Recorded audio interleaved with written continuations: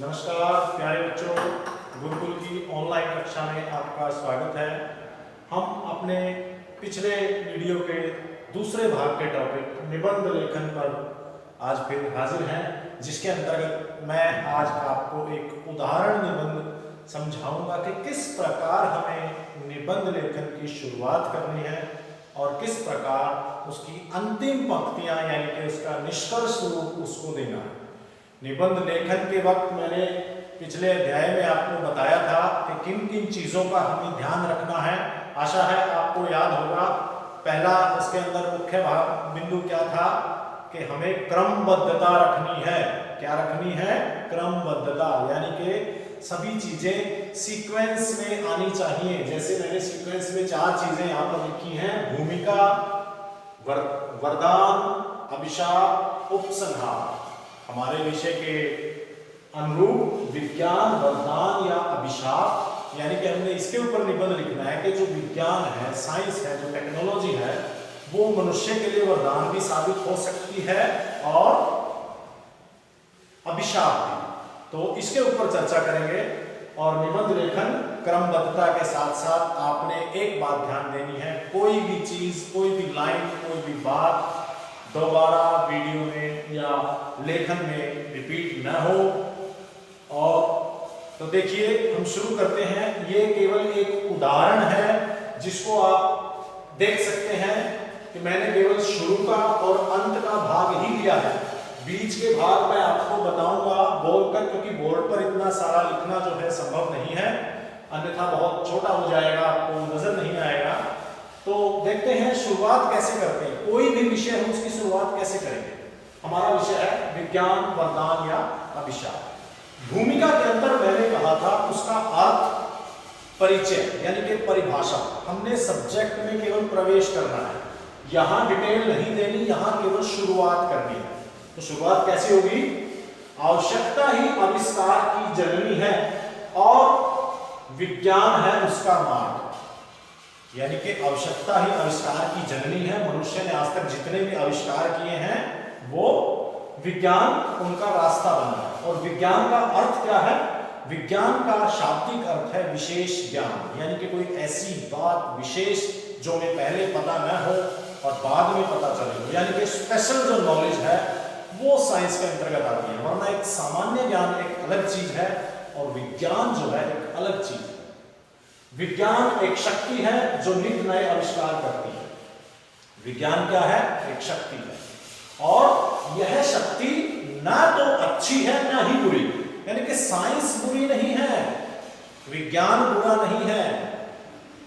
विज्ञान को प्रयोग करने वाले व्यक्ति की विचारधारा के ऊपर निर्भर करता है कि विज्ञान अच्छा है या बुरा। तो देखिए, मैंने बिल्कुल सीमित शब्दों में और एक क्रमबद्ध रूप में लिखना शुरू किया, न ही अच्छी है न बुरी। यदि हम इसका प्रयोग मानव जाति के हित में करेंगे तो ये वरदान साबित होगी, अन्यथा यानी कि वरना नहीं तो यह विनाश बनकर मनुष्य का अस्तित्व मिटा सकती है। तो पहले भूमिका में हमने केवल इतना ही बताया कि इसका शाब्दिक अर्थ ये है और यह शक्ति दोनों रूपों में हमारे सामने जो है उपस्थित है।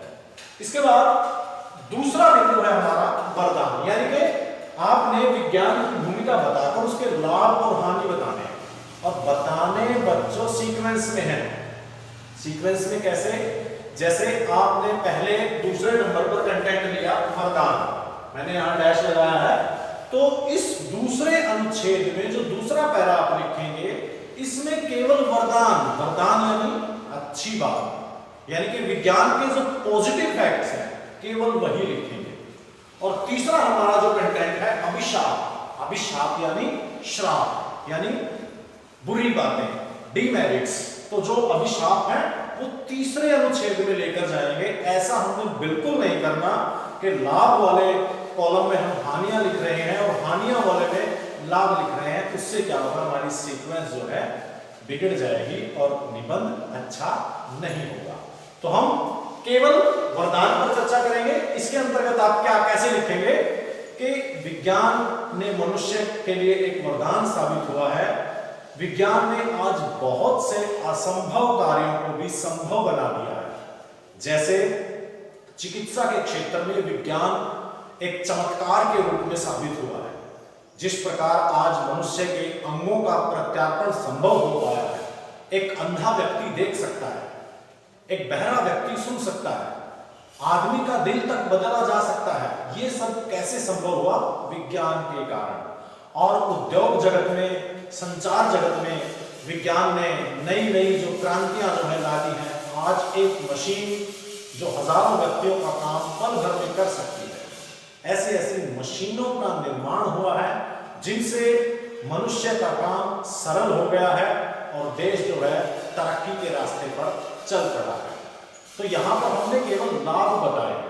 विज्ञान ने वसुधैव कुटुंबकम, एक शब्द है वसुधैव कुटुंबकम,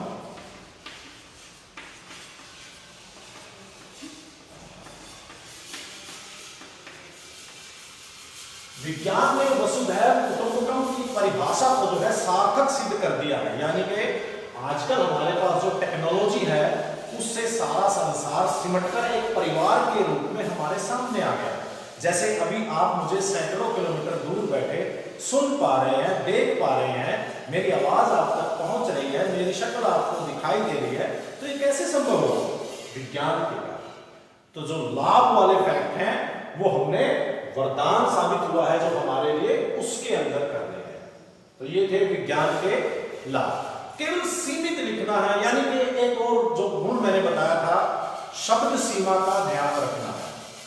अब मैंने इतने ही कंटेंट लिए हैं कि इसके 2 और पैसेज बनेंगे और हमारा निबंध जो है कंप्लीट हो जाएगा। तो तीसरे पर चर्चा करते हैं अभिशाप। अभिशाप माने क्या होता है बच्चों? अभिशाप माने होता है बुरा, यानी कि किसी को श्राप मिलना, हानिकारक सिद्ध होना कोई चीज। अब जब हम तीसरे कंटेंट पर आए हैं तो इसमें केवल नुकसान की बातें करेंगे कि विज्ञान के क्या क्या नुकसान हुए हैं। इसमें फायदे वाली लाइन नहीं जोड़नी, वरना आपका क्या होगा, सीक्वेंस बिगड़ जाएगा। तो विज्ञान के नुकसान क्या क्या है, अभिशाप कैसे साबित हुआ? विज्ञान मनुष्य जाति के लिए आज अभिशाप साबित हो रहा है, क्योंकि मनुष्य ने इसका प्रयोग अपने स्वार्थ के लिए करना शुरू कर दिया है। जैसे परमाणु हथियारों के निर्माण के बाद विश्व युद्ध का खतरा जो है हर वक्त मंडराता रहता है, और जहां विज्ञान से इलाज संभव हुआ है वहीं बीमारियों की संख्या में भी बढ़ोतरी हुई है, क्योंकि वाहनों के प्रदूषण से, फैक्ट्रियों के प्रदूषण से और ऐसे ऐसे मशीनों के प्रयोग से मनुष्य एक तरफ आलसी तो हुआ ही है, बेरोजगारी भी जो है थोड़ी सी बढ़ी है, किंतु इसके बीमारियों के रूप में प्रभाव भी जो है देखने को मिलते हैं। और क्या क्या हानियां हो सकती है, बिल्कुल सीक्वेंस में लिखना है, कोई चीज रिपीट नहीं करनी। अगर मैं बोल चुका हूं कि विज्ञान से इलाज के साथ साथ बीमारियां भी बढ़ी हैं, तो आपने उसको लंबा करने के लिए वो लाइन दोबारा नहीं बोलनी। आगे हम आते हैं। आज विज्ञान के कारण मनुष्य का जीवन जो है तनावग्रस्त हो गया है, यानी कि हर व्यक्ति डिप्रेशन में, टेंशन में रहता है, तनावग्रस्त हो गया है। इसके साथ साथ नैतिकता का पतन भी हुआ है। नैतिकता यानी मॉरल वैल्यूज डिक्रीज हुई है। क्यों? क्योंकि सोशल साइट्स पर, इंटरनेट पर, यूट्यूब पर आजकल ऐसी ऐसी चीजें हमें देखने को मिलती है जो नहीं देखनी चाहिए, जिनका दुष्प्रभाव हमारे ऊपर पड़ रहा है और आने वाला जो है कल्चर जो है वो बदल रहा है। यानी कि हमारी धर्म के लिए हानिकारक हो रहा है, हमारी संस्कृति के लिए हानिकारक सिद्ध हो रहा है, हमारे समाज के लिए हानिकारक सिद्ध हो रहा है। व्यक्ति जो है स्वार्थी होता जा रहा है। तो ये था विज्ञान का अभिशाप रूप। 3 पहले हमारे हो गए। पहला भूमिका, दूसरे में वरदान यानी हमने अच्छी बातें विज्ञान के पॉजिटिव फैक्ट्स बताए, तीसरे में अभिशाप हमने विज्ञान के नेगेटिव फैक्ट्स यानी कि उसकी हानियां बताई। अब सबसे मुख्य बात बच्चों क्या है कि किसी चीज को जितने अच्छे से हम शुरू करते हैं उतने ही अच्छे से उसको समाप्त करना है। कंक्लूजिंग लाइन, निष्कर्ष जिनको हम बोलते हैं, जैसे मैंने कंक्लूजिंग लाइन लिखी है, उपसंहार जिसको बोला है, आप इसको निष्कर्ष भी लिख सकते हैं।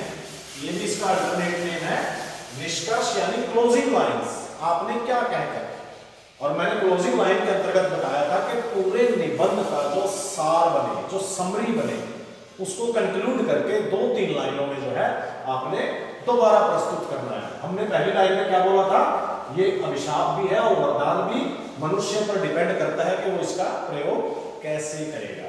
तो यहां वही बात मैंने फिर लिखी है, विज्ञान तो एक शक्ति है जिसका प्रयोग कल्याण के लिए भी हो सकता है और संहार के लिए भी। संहार यानी विनाश। 2 विश्व युद्ध जो है हम इसके उदाहरण के रूप में देख चुके हैं, जब परमाणु के द्वारा लाखों लोगों को मार गिराया गया। वास्तव में विज्ञान को वरदान या अभिशाप बनाने वाला मनुष्य ही है।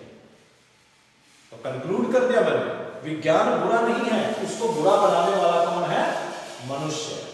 यदि मनुष्य विज्ञान का प्रयोग स्वार्थ की भावना को छोड़कर जन कल्याण के लिए करे, यानी कि स्वार्थ की भावना को छोड़ना पड़ेगा और जन कल्याण के लिए इसका प्रयोग करे, तब मनुष्य का जीवन वास्तव में सुखी और समृद्ध बन जाएगा। तो मनुष्य का जीवन सुखी और समृद्ध बन सकता है।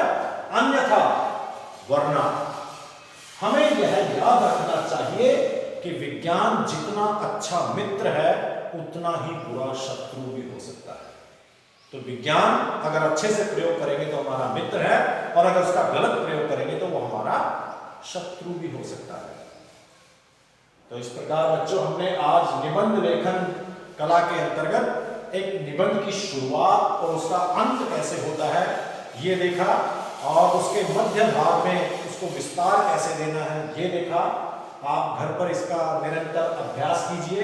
पहले तो जो हमारे कॉमन से टॉपिक हैं उनको जो है निबंधों को पढ़िए, 2-3 बार उनको पढ़ने के बाद लिखने का अभ्यास कीजिए।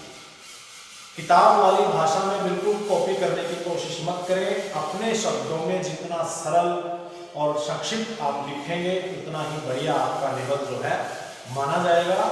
निबंध लिखते वक्त क्रमबद्धता का, शब्द सीमा का, समय सीमा का, इन बातों का ध्यान रखेंगे। आशा करता हूँ आपको ये विषय जो है अच्छे से समझ में आया होगा। इसका उदाहरण के रूप में एक और निबंध और जो हमने पिछले वीडियो में पढ़ाया था वो सब हम PDF के माध्यम से आपको जल्द ही भेजेंगे। धन्यवाद।